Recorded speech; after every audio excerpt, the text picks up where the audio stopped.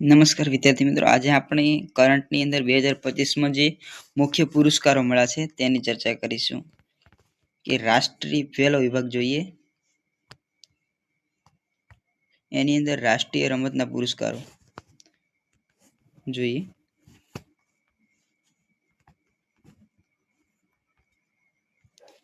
2025માં કેટલા ખેલાડીઓને સર્વોચ્ચ ખેલ રત્ન પુરસ્કાર એનાયત કરવામાં આવ્યો? તો કે 4 ખેલાડીઓને. ચેસના કયા સૌથી યુવા વર્લ્ડ ચેમ્પિયન ખેલાડીને ખેલ રત્ન પુરસ્કાર મળ્યો? તો ડી ગુકેશ.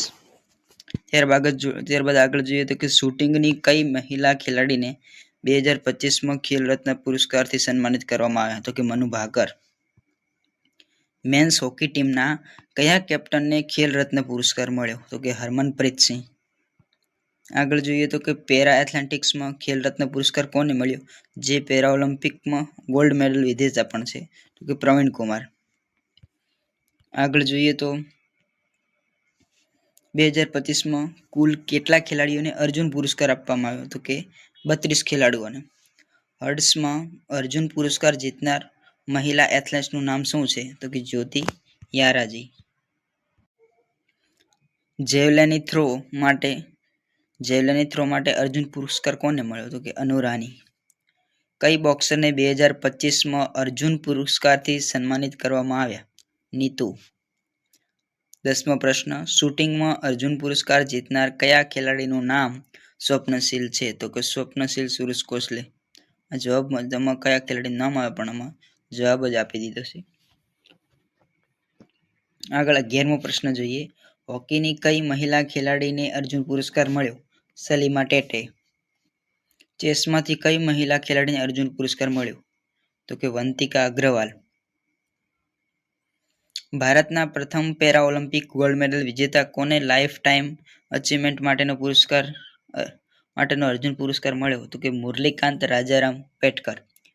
2025માં દ્રોણાચાર્ય પુરસ્કાર લાઈફ ટાઈમ કેટેગરીથી કોને સન્માનિત કરવામાં આવ્યા? જસકીરત સિંહ હોકી અને આઈપી એફંડીરા.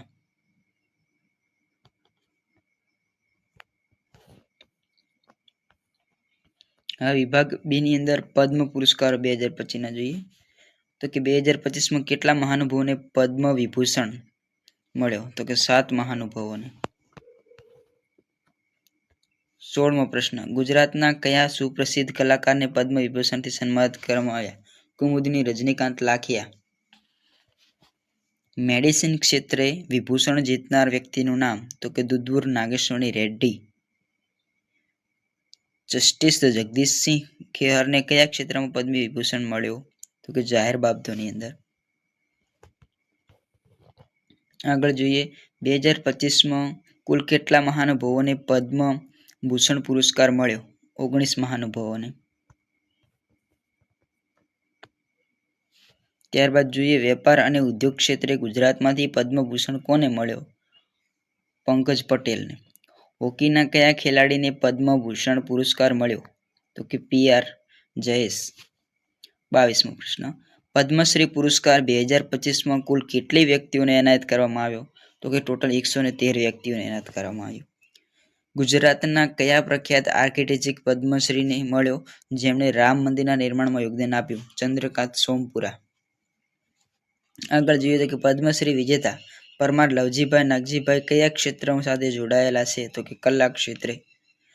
કયા ભારતીય ફિલ્મ નિર્માતાને આર્ટ્સ ક્ષેત્રે પદ્મશ્રી મળ્યો? તો કે સંજય લીલા ભણસાલી.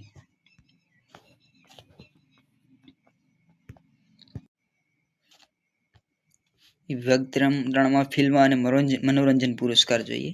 તો કે 2025માં કયા ક્રમના ફિલ્મફેર એવોર્ડ આયોજિત થયા? તો કે 70મા ક્રમના. આગળ 27મો પ્રશ્ન જોઈએ. તો કે 70મા ફિલ્મફેર એવોર્ડ્સમાં શ્રેષ્ઠ ફિલ્મનો પુરસ્કાર કઈ ફિલ્મને મળ્યો? તો કે લાપતા લેડીઝ. ફિલ્મ ચંદુ ચેમ્પિયન માટે શ્રેષ્ઠ અભિનેતાનો પુરસ્કાર કોણે જીત્યો? કે કાર્તિક આર્યને.